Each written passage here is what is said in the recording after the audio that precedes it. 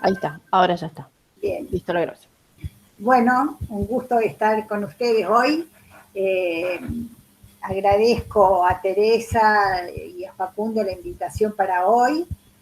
Quería decirles que sí, trabajé 38 años en la experimental de Marco Juárez y en este momento soy consultora privada. Y bueno, esperen que ahora voy a tratar de pasar, que no pasa mi presentación. Un momentito porque no puedo hacer el avance de página. Mira, fíjate, ¿ves abajo los iconos? El primero que aparece a la izquierda no, el otro, ese. Si le das a ese tendría que pasar. Bien, no pasa. Y con Enter, Ahí está, ahí perfecto. está. Quiero Bien. decirles también que soy en este momento integrante de Forinder, que es la organización que une a los ex profesionales del INTA, jubilados, y a través de ellos fue el contacto con que se hizo para esta charla y probablemente se unan otros integrantes de Forinder a otras charlas en el futuro. Bien, para empezar quería decirles que se le atribuye a Mark Twain la frase que dice que hay 3 clases de mentiras: la mentira, la maldita mentira y las estadísticas. Con lo cual, no sé si lo dijo Mark Twain, pero el hecho es que se dijo antes de la existencia, antes de que Fisher apareciera en la escena de la ciencia mundial, ya se decía que los estadísticos éramos unos mentirosos de guante blanco. Así que, bueno, tenemos que lidiar con eso. Vamos a ver si nos sobrepasamos a esa maldita fama que tenemos. El objetivo de esta presentación es comentar algunas experiencias que tuve en esos 38 años de trabajo en la consultoría, estadística en la estación experimental, mi querida estación experimental del INTA Marco Juárez, donde transcurrió más de la mitad de mi vida. Esa es la experimental de Marco Juárez. Y bueno, y estos 8 años de mercenaria, digo yo, de estar trabajando en la actividad privada y bueno, a veces lidiando con otro tipo de problemas bastante diferentes a los del INTA y otra clase de consultantes diferentes también. O sea, voy a tratar de volcar todo lo que puedo de esas experiencias. Voy a hablar entonces de qué es la consultoría, especialmente de qué es la experimentación, en lo que he trabajado casi todo el tiempo, los elementos de la investigación experimental, las habilidades que tiene que tener un consultor o asesor estadístico. Yo distingo asesor de consultor en el sentido de que eso tiene que ver un poco con la responsabilidad del estadístico. El consultor es como más puntual y el asesor es como que está asesorando todo el tiempo. Le hemos puesto de nombre consultoría, pero es una asesoría en realidad a lo que uno apunta. Lo que tiene el INTA serían más vale asesores porque están todo el tiempo a la par. El consultor es más puntual. Las actitudes que tenga el consultor o asesor estadístico, las relaciones que tiene con distintos aspectos de la experimentación, los tipos de consultantes, clientes o especialistas. No me gusta mucho decirle clientes porque parece que es muy mercantilista la relación y consultante no es una palabra que se usa, así que bueno, voy a usar indistintamente estas palabras: consultante, cliente o especialista. El especialista, también el estadístico es un especialista. Me refiero al especialista de la actividad sustantiva, que es el que consulta al estadístico. El rol de la estadística y del estadístico en particular, y qué pasa a partir de la consulta estadística, qué es lo que tiene que quedar a partir de la consulta estadística. Bien, ¿cuáles son las áreas de incumbencia del estadístico? Puede dedicarse a la docencia, a la investigación en estadística en particular, a la consultoría, a la investigación en el área de aplicación, a los estudios de mercado, censos y encuestas, muestreos biológicos y sociales, ahora actualmente mucho en minería de datos.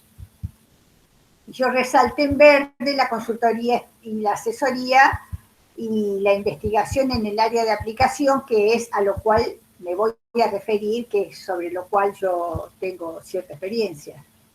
Tengo entendido que probablemente va a haber algún participante de Forinder también que vaya a hablar de censos y encuestas, probablemente en el futuro. Bueno, ¿qué es la consultoría? Sería la actividad desplegada por un estadístico que trabaja interdisciplinariamente. Creo que la palabra fundamental de toda esta charla tiene que quedar es que es interdisciplinario, con un especialista para resolver un problema de investigación en un área de aplicación con determinado nivel de compromiso. Eso es lo que yo decía antes respecto a consultoría y asesoría, y a veces simplemente una pregunta se resuelve, se hace un análisis y la relación se termina. ¿Qué es la investigación? Que puede ser de registro, observacional o experimentación.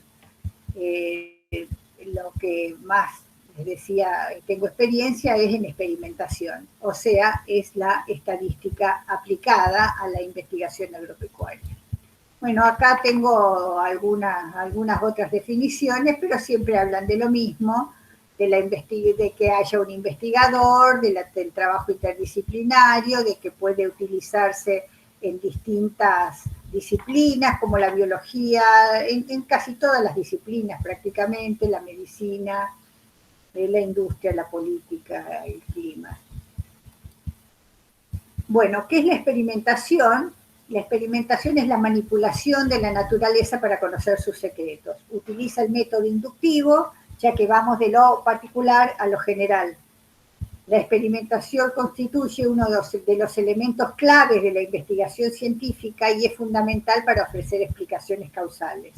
El estadístico puede aportar en todos los pasos de la experimentación.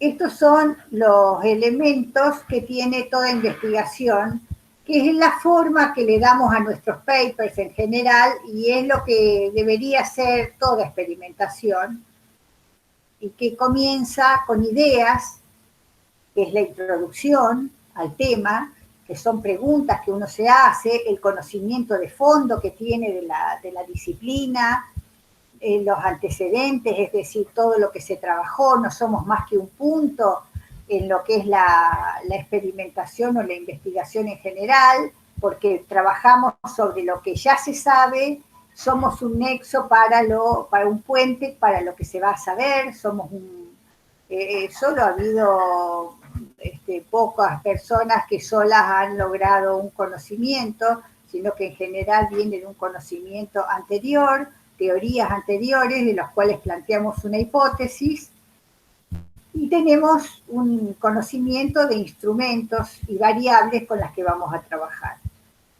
Después, otra etapa o la próxima etapa de la investigación se trata de las cosas con las que trabajamos, que es una población.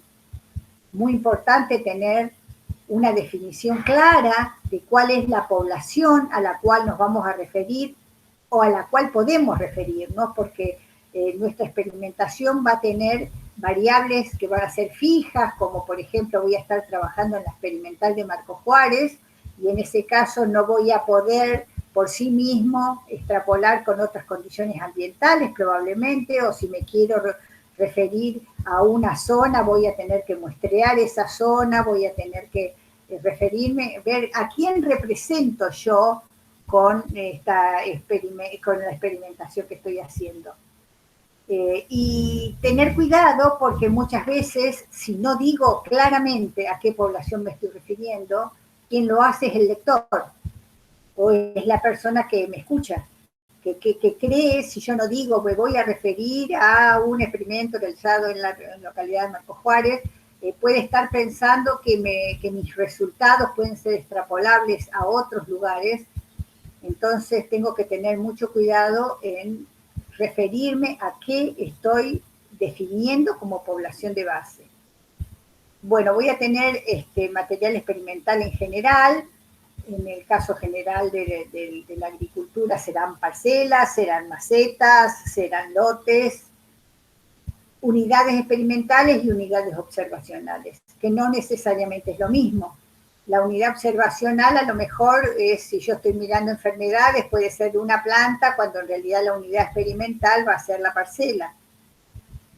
Entonces, tener definido ese tipo de cosas, las fuentes de variación que voy a modificar, que son los tratamientos, y aquellas variables que son las variables por definición, donde se está moviendo mi trabajo, diseño experimental, donde lo resalté en verde porque considero que el diseño experimental es uno de los puntos en los cuales el estadístico mucho puede aportar, en la planificación general.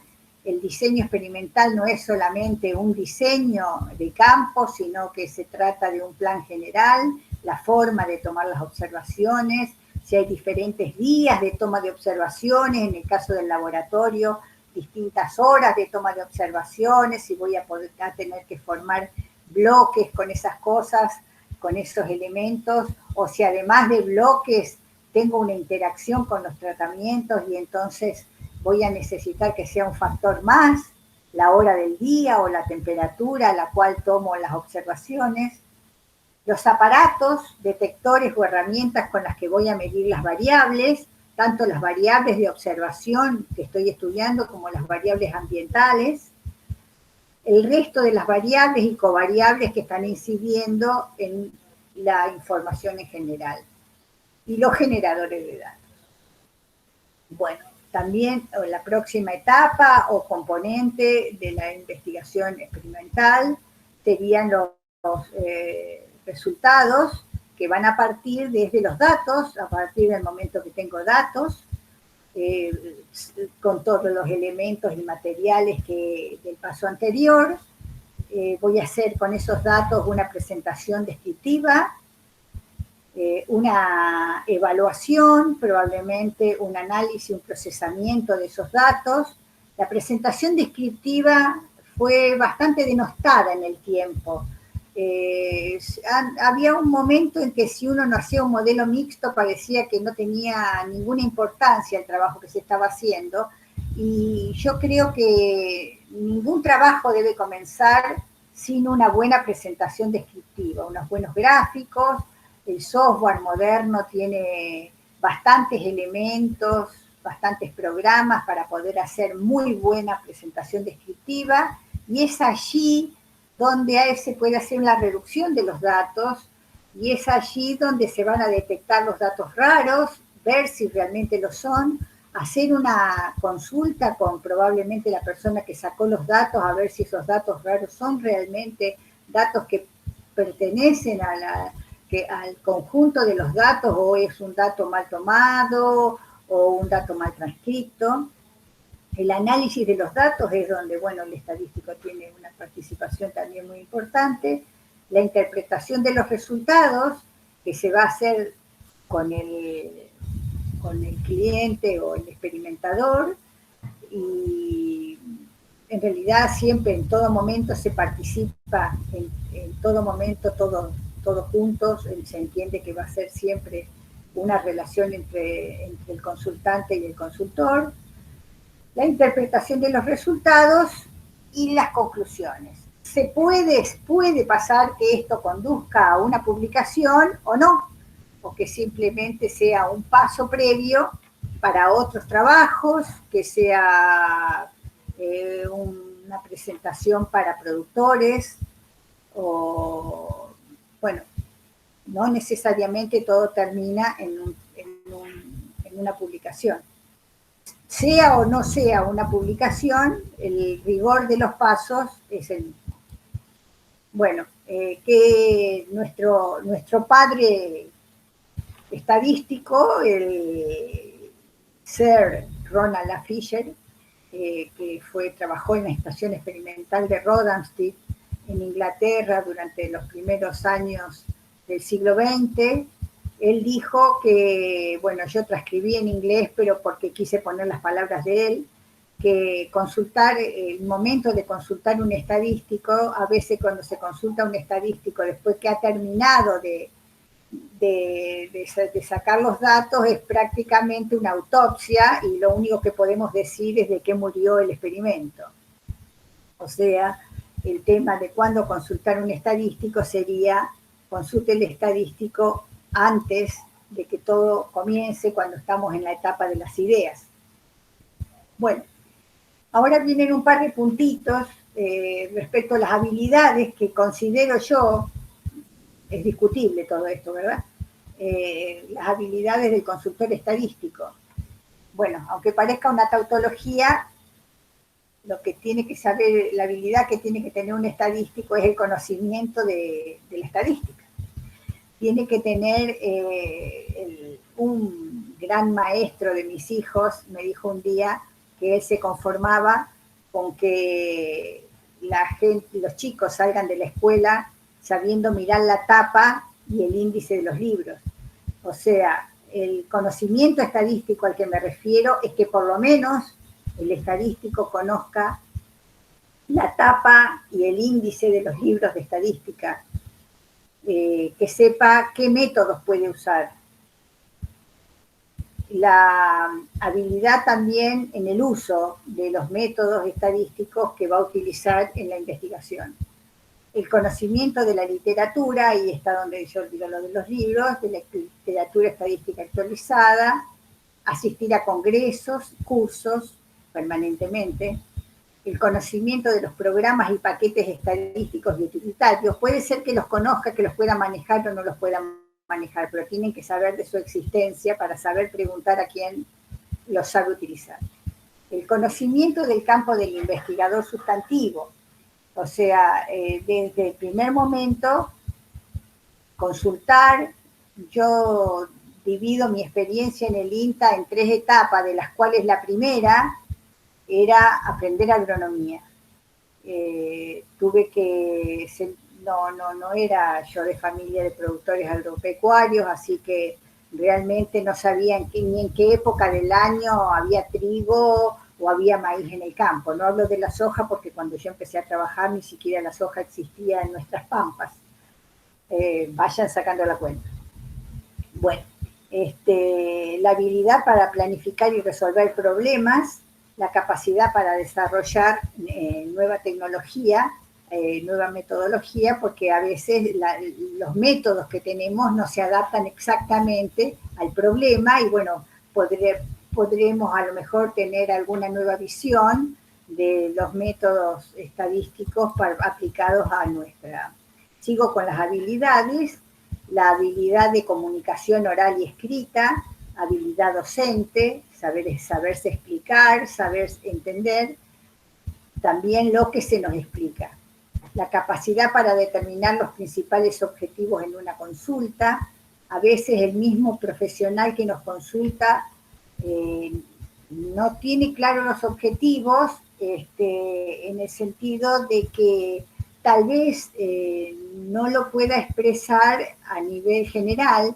Yo tenía una compañera de trabajo que venía y me decía, vengo para que me haga preguntas tontas, porque mis compañeros, hay cosas, mis compañeros se refería a sus colegas, a ingenieros agrónomos, no me hacen ese tipo de preguntas porque las consideran obvias y vos te das el lujo de poder hacer esa pregunta obvia que el colega no hace.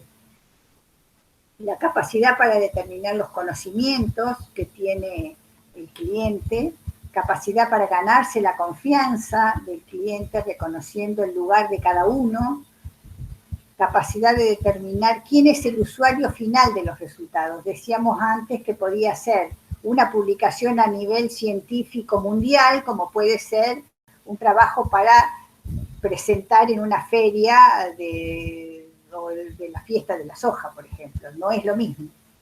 Entonces, el estadístico tiene que entender a qué apunta su trabajo, cómo el investigador debe hacérselo entender al estadístico.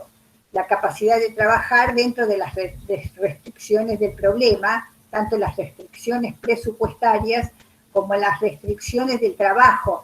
Ahí a veces el estadístico está pidiendo que se hagan ciertas aleatorizaciones, por ejemplo, o ciertos números de repeticiones que no es posible hacer. No lo es a lo mejor porque no hay terreno suficiente, no lo es porque no hay semilla suficiente. Por ejemplo, yo trabajé muchos años en mejoramiento de trigo, hay etapas en las que no se puede, no se dispone de cantidad de semilla suficiente y que hay que trabajar con diseños incompletos, con diseños donde algunos tratamientos ni siquiera puedan tener repeticiones. Entonces son diseños que se llaman diseños ampliados, donde los testigos, de los cuales sí se consta de semilla, pueden estar repetidos varias veces, se llaman ensayos preliminares de las primeras generaciones de los cruzamientos, tanto de trigo como soja, maíz. Y bueno, no se puede trabajar con repetición, el estadístico tiene que estar ubicado. ¿Y quién es el que tiene que ubicarlo al estadístico? Es el investigador. Por eso digo, en rojo abajo, digo, cada punto de este tiene un correlato en el investigador. Si el estadístico no se expresa correctamente, si el estadístico complica las cosas, es el investigador, es la relación entre ambos la que tiene que generar el conocimiento.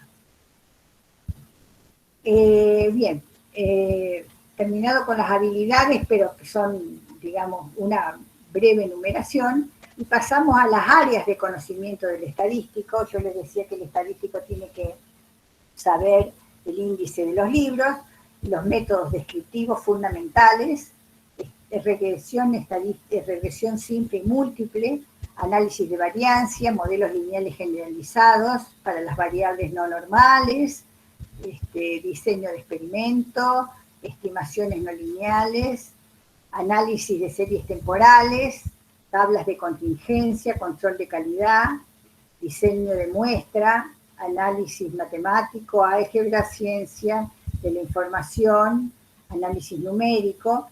Bueno, si no lo sabe, tiene que saber el teléfono o el del que lo sabe, o tiene que saber en qué libro lo puede encontrar. Estas son las áreas mínimas de un investigador en las ciencias agropecuarias, a mi criterio siempre. Bueno, sobre estos temas algo ya se ha hablado, estuvo Adriana Pérez y Susana Perenman hablando del tema de diseño experimental y de modelos mixtos. Bueno, Daniel Mesón, que habló sobre la parte de animales, y quiero citarlo también a Daniel Mesón porque, bueno, más adelante lo voy a citar porque hizo un buen análisis sobre problemas en las publicaciones. Él es un corrector de revistas internacionales. Bueno, las actitudes que se van en paralelo de las actitudes del consultor con las habilidades es escuchar mucho, no interrumpir al cliente casi nunca, permitir al cliente interrumpir casi siempre, ser muy curioso, preguntar mucho y decirle, por ejemplo, déjame ver si entiendo, y repetir lo que uno entendió, lucir bien y adquirir el lenguaje según el área de aplicación. A esto parece una tontería, no es una tontería. Si yo me voy al INTA con taco, aguja y trajecito, es como que no soy creíble, yo no soy una más, no soy del equipo. ¿Por qué? Porque mis compañeros son trabajadores de campo, entonces es una empatía, sentir la empatía adquiriendo el lenguaje propio y la forma de lucir del ambiente donde yo me encuentro. Y esto sirve para cualquier trabajo y no solo para el estadístico, ¿no?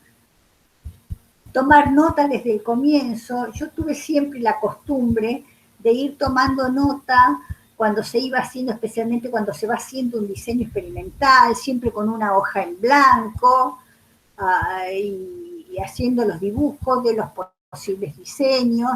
Y bueno, siempre me encontraba con que el investigador me pedía la hojita en la que habíamos estado escribiendo y garabateando cosas.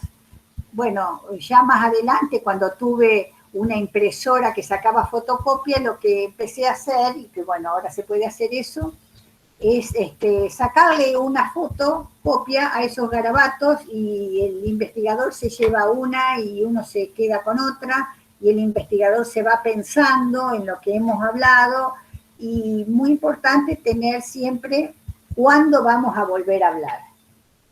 Ayuda a clarificar ayudar a clarificar los objetivos del cliente, lo dije antes, usar palabras simples y métodos simples en la medida de lo posible. Sigo con las actitudes del consultor, lo de poner las cosas por escrito y darle una copia al cliente. Cuando yo llegué al experimental de Marco Juárez, había unos papelitos que hacía Marta Zanelli, que tenía impresos, que decía, no lo diga, escríbalo.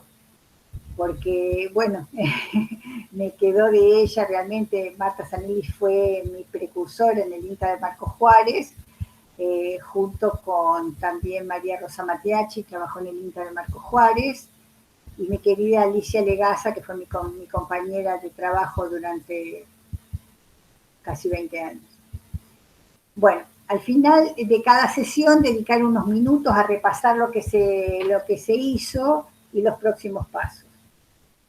Proponer métodos alternativos, interactuar frecuentemente con el cliente, no avanzar solo. Voy viendo que algunos datos son raros, lo consulto, voy haciendo una salida y trato de no molestarlo demasiado, pero no puedo avanzar si no estoy segura que mis datos están correctamente registrados, ¿cierto? Bueno, hacer una buena estimación del costo, que ya hablamos de eso, ser oportuno, más vale una respuesta tentativa que una buena respuesta a largo plazo. Hay momentos en que el técnico está en el campo en ese momento y dice, mirá, no puedo aleatorizar esto, mirá, no puedo hacer una repetición más, ¿cómo hago? Y bueno, en ese momento hay que salir a modificar el diseño rápidamente. Afortunadamente hoy tenemos los celulares y desde el campo nos hablan por teléfono, mirá que no termino de hacer el diseño tal cual lo hemos planeado. Bueno, perfecto. Una respuesta tiene que ser rápida. Es preferible una respuesta rápida que a lo mejor no sea tan buena porque, bueno, no se puede hacer. Bueno, estar seguros de entender ambos los objetivos y no asumir el rol del investigador. Esto es importante. Yo he visto mucho estadístico a veces arrogándose conocimiento que realmente uno no está teniendo. Entonces, no asumir el rol, sino que cada uno tiene realmente un rol en la investigación. Bueno, esta es una foto de un simulador de lluvia de hace muchos años. Bueno, acá estaban los investigadores, nos llamaban cuando venían los investigadores McMahon, de gente de la FAO, que venía a consultar, que tenían un convenio internacional. Y bueno, trabajo a campo, este es un simulador de lluvia. Bueno, el ingeniero Marelli del INTA Marco Juárez. Betty, acá yo te interrumpo. ¿Vos sos la de la foto? Era. Ah, mira. Sí. Qué bueno. Bueno, las relaciones del estadístico.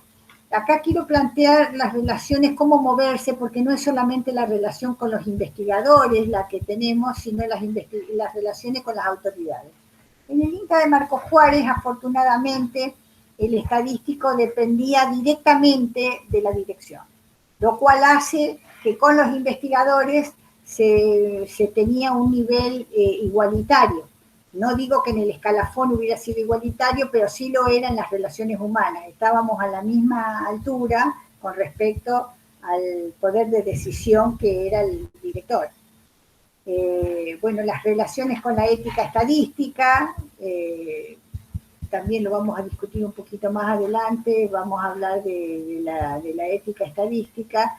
En el caso de nuestro trabajo no fue tan importante, sí, pero en la forma que trabajamos, pero sí lo es en la medicina, por ejemplo, En la medicina hay protocolos para todo, ya sea en la medicina animal como humana, el protocolo para todo, para cómo realizar, cómo llevar adelante las investigaciones, y el estadístico va a hacer un diseño, y en el diseño tiene que tener en cuenta y conocer perfectamente todas las leyes, inclusive leyes a nivel internacional, sobre el trabajo que va a realizar.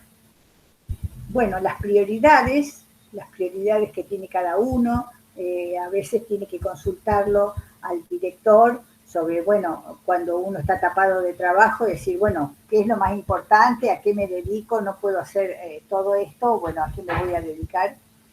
Y si no, aplicar el propio criterio. El conocimiento, respecto al conocimiento estadístico, es lo que les decía antes, cuál es el conocimiento que tiene que tener de las distintas áreas de aplicación, relación con los datos, la validación, los errores y supuestos, la relación con la computación o en general con la informática. También afortunadamente en el INTA de Marcos Juárez teníamos informática y estadística formando un mismo grupo de trabajo, y es porque el estadístico trabaja muy en relación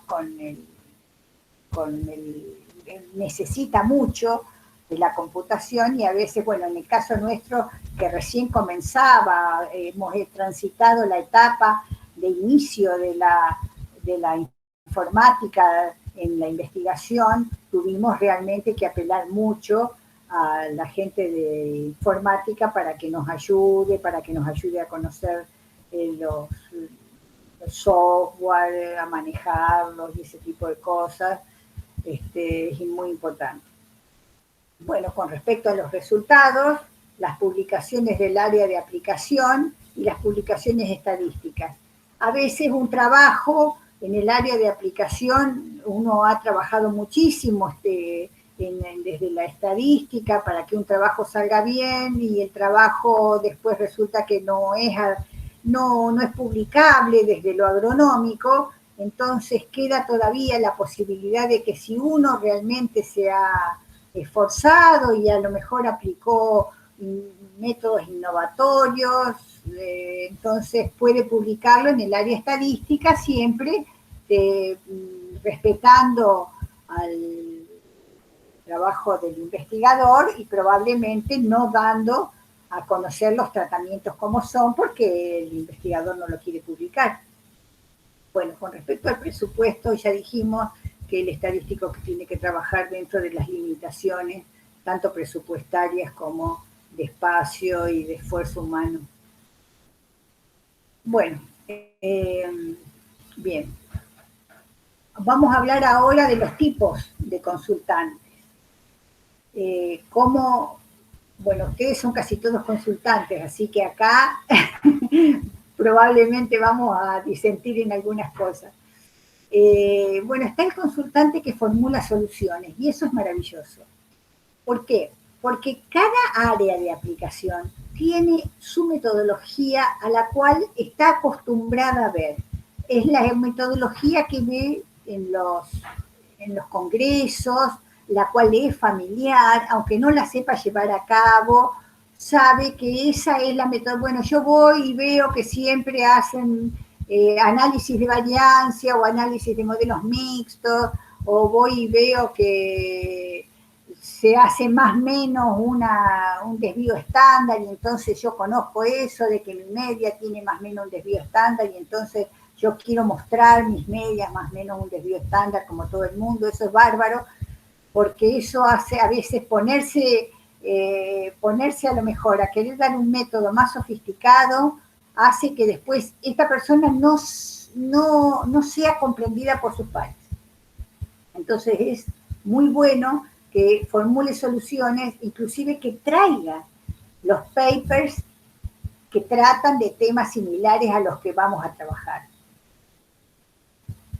Pero está el que formula soluciones que son absurdos estadísticos, y hay que tener cuidado con eso, porque a lo mejor pide, vamos a usar los BLAPS, y estamos en, no sé, en regresión múltiple, y dice, nosotros en mis colegas usan los blacks, ahora está de moda usar los blacks. Bien, entonces hay que tener cuidado con eso. Y está el cliente que formula preguntas si tal solución es correcta.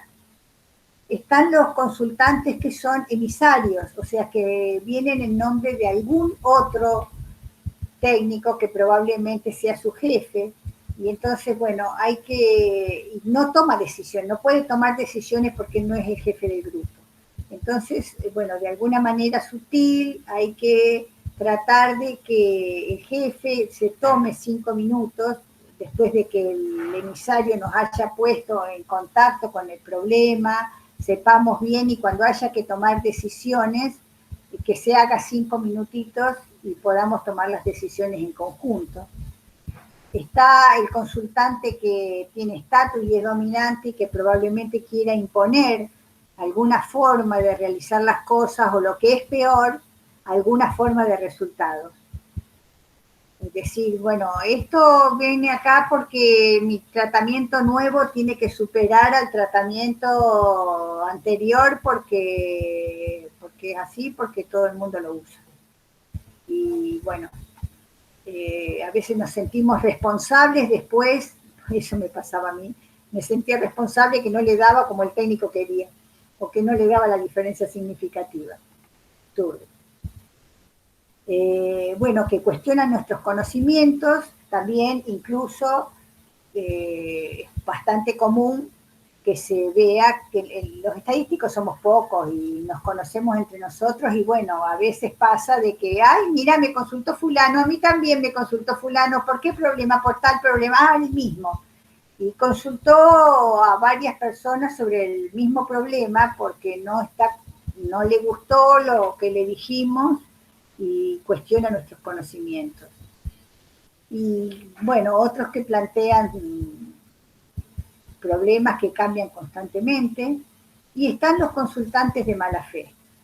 Bueno, a raíz de a esto lo vamos a tratar, lo puse en verde porque ahora vamos a tomar este tema, este punto de los consultantes de mala fe, y están los que confían ciegamente en nosotros. Tomás, mirá, tengo todo este conjunto de datos acá, hacé lo que vos te parezca, si querés sacar un dato, sacalo, si te parece feo, vos quedate tranquila, hacé lo que te parezca, confía ciegamente. Bueno, tampoco, no confíen ciegamente en el estadístico, trabajemos a la par, codo a codo, juntos a la par. Y están los que forman el equipo, que sería entonces a lo que estamos apuntando. Vamos a volver entonces al tema de la mala fe. La mala fe es algo que sucede queriendo o a veces sin querer. Y eso sucede a nivel mundial y a nivel de todos los estatus. Acá tenemos un caso donde hubo fraude a nivel del premio Nobel, por ejemplo, de un señor que realizaba medicina regenerativa.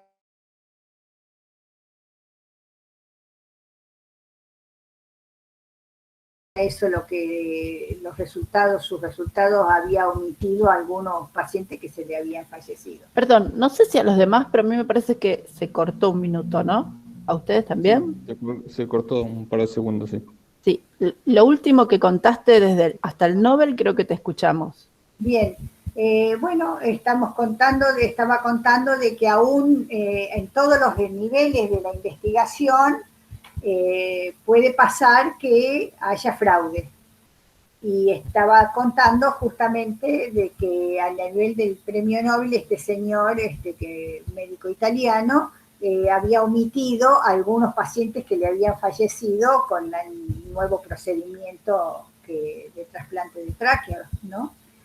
Sobre este tema es lo que les decía que Daniel Mesón hizo referencia a este artículo de Ioannis, un médico de origen griego que trabaja como profesor en Stanford, que escribió que la mayoría de lo publicado es falso, se ha encontrado como falso. Bueno, yo no diría como la mayoría, pero que hay mucho problema de representatividad, y como les decía al principio, si no es la representatividad en sí misma dicha por el por el investigador es lo que deja tras ver como que resulta que las cosas son más generales de lo que realmente son. Este artículo lo presentó él también, Daniel Mesón. Bueno, este autor dice que, ay, me estoy salteando ahí está. Este es el resumen del trabajo y dice cuáles son los problemas que puede tener. Por mala fe es una forma, pero también porque él mismo toma muestras demasiado pequeñas, a veces porque realmente en humanos es muy difícil. Ustedes saben que en este momento nos estamos poniendo vacunas que están en fase 4, es decir, nosotros somos los conejitos de India y bueno, pero queremos eso y estamos de acuerdo con eso y queremos ser los conejitos de India porque queremos salvarnos de la pandemia, a veces por cuestiones políticas, a veces por cuestiones de dinero, porque hay mucho interés financiero, porque hay intereses de otro tipo. Bueno, o sea, hasta en la literatura, quería citar a Stanislao Barja, que en este momento es un científico, neurocientífico argentino, que está dedicándose a la difusión de la ciencia, y él escribe en ficción, lo hace en ficción, pero si leemos el libro realmente nos damos cuenta que se conoce bien perfectamente lo que son su trabajo, un trabajo de investigación, y bueno, y él se encuentra en este libro que es ficción, trabajando, lo que me hace pensar a mí que no es tan ficción, se encuentra trabajando en un proyecto que está cimentado en bases falsas. Bien, entonces, ¿cuál es el rol del estadístico? Bueno, acá tenemos, esto se lo copié a Girard Badiwala, que es un dominicano trabajando en medicina, trabaja como consultor en medicina, estadístico, y él dice que son las 6M del estadístico.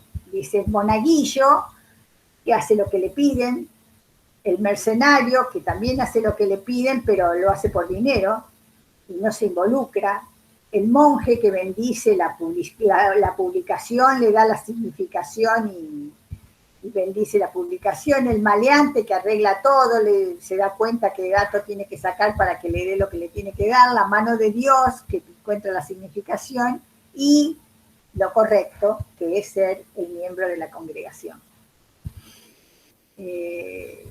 Bueno, esto lo hace muy en broma y él incluso pone todas unas viñetas ilustrando estas cosas, estas formas de escribir.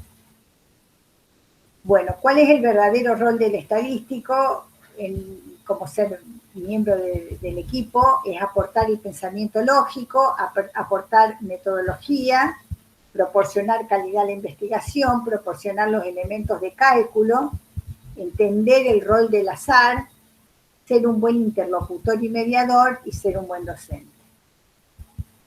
Eso es lo que yo entiendo. Discutir.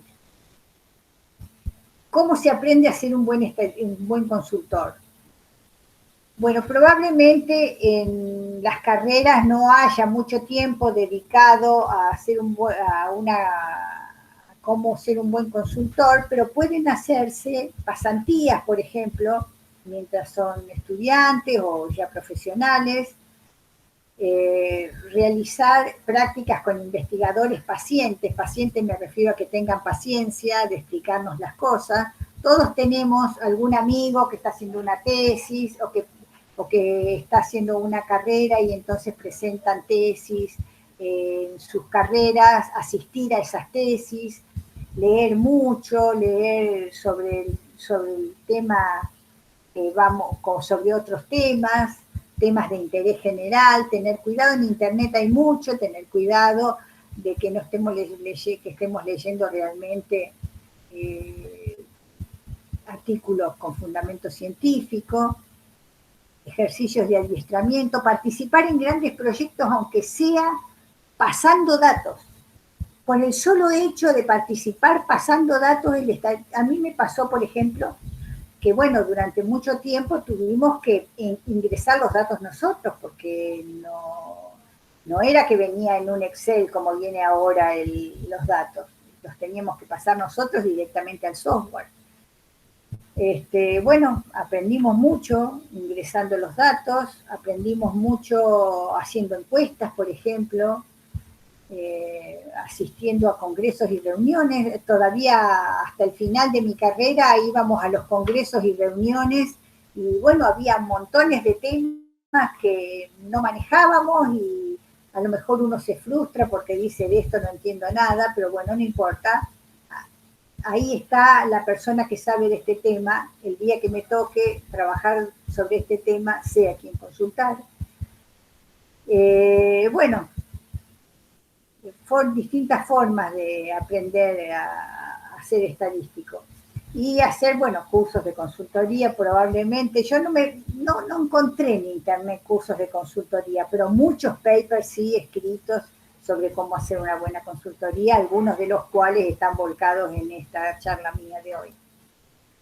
Bueno, para terminar, les quiero regalar este papel viejo y está así de ese color de viejo que es, porque ese papel una vez me lo regaló un compañero de trabajo, lo había recortado del diario y yo lo puse en mi escritorio mirando hacia adelante, o sea, la persona que consultaba lo tenía siempre a la vista y lo guardo como un recuerdo que dice, haga planes antes de comenzar una labor. Y eso es lo que... Me estoy salteando una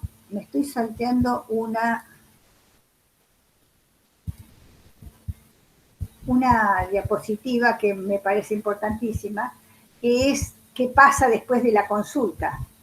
Después de la consulta, el estadístico tiene que ensuciarse las manos con los datos, realmente, manipular los datos, que nadie se vaya con las manos vacías. A veces viene gente con datos que ha recolectado, a lo mejor sin diseño, no porque no haya querido hacer un diseño, sino porque estaba en el campo y encontró que había algunas variables que no había pensado y que resulta que le parece bien tomarlas.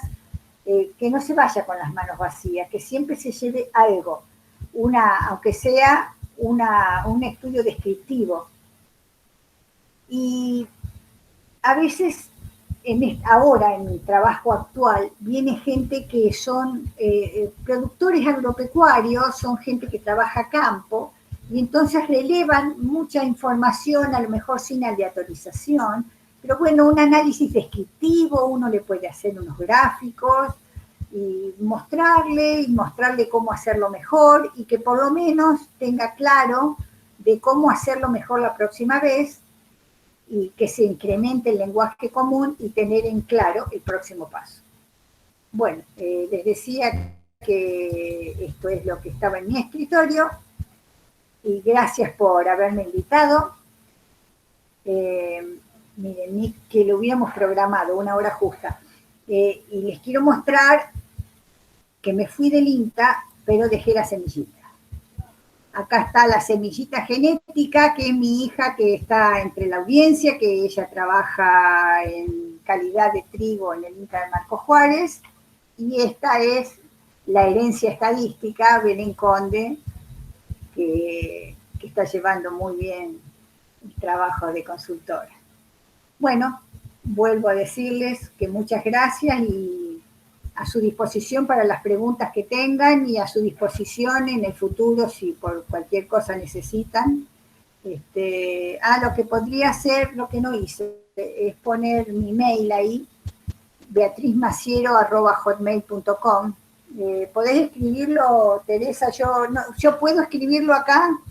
En el chat. Y no sé dónde está el chat. Bueno, bueno, sí, no importa, sí, pero mientras hacen las preguntas yo lo escribo. Bueno, muchísimas gracias, muy interesante. No sé si alguien tiene alguna pregunta, pero bueno, yo podría hacerle algunas preguntas. Me encantó eso, que nunca se vayan con las manos vacías. Y una de las cosas que a mí me enseñó INTA es no dejarles un problema. A veces, ¿no es cierto, Betty? Vienen con cosas que vos decís, ¿y esto? Entonces, en ese caso, pasarles un problema, decirle esto no está bueno. Así que, y que consulten siempre antes, eso está genial, porque a veces es una cuestión económica, ¿no? Que quizás con algún pequeño cambio en el diseño podían haberlo aprovechado mucho más. Así que, y bueno, todos los que estamos acá, de alguna manera, vemos la necesidad que tiene INTA de incorporar profesionales en el área de estadística, ¿no? Vos, Betty, me dirás que cuando vos trabajaste había un equipo y había un departamento de estadística. Eso sería algo que creo que sería bueno que se recupere, ¿no? Con el tiempo. Claro. Sí, sí. Que sea como una cuestión más orgánica el tema de la estadística y que no sea algo que salga de la voluntad del que tiene un rato de tiempo, que creo que los puestos de estadística en INTA se han ido perdiendo. Sí. Si bien con esta plataforma tratamos de alguna manera de llevar a cabo esto, invitar gente como Beatriz, que tienen experiencia y aparte seguramente alguien le va a escribir preguntándole cosas, bueno, falta. Bueno, no sé qué más. No sé si alguien más tiene alguna pregunta.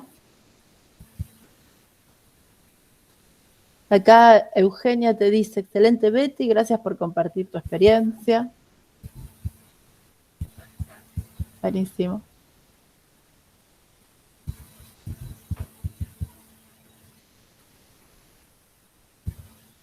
Yo, Beatriz, ahí pude poner la cámara, no sé si me estás viendo. Hola, ¿qué tal? ¿Cómo estás? Si Ahí dejas está. de presentar o querés, por ahí nos ves mejor, Beatriz. Bueno. Ahí me pasé a la computadora y pude poner la cámara. Ahí está buenísimo. Yo te quería consultar tu experiencia o cómo fue durante tu carrera la interacción con otras experimentales. O sea, o vos te dedicaste exclusivamente a Marco Juárez, o tenías proyectos, tenías interacciones con otras unidades del país. Sí, no solamente con otras unidades del INTA, sino en los convenios. Eso que les estaba mostrando, esa fotito muy, muy vieja que hay, es una foto de la gente de FAO. O sea, también se trabajaba con gente del ministerio, de las bolsas, de la bolsa de comercio. Ellos venían a consultar mucho, incluso a APA, PRESIT.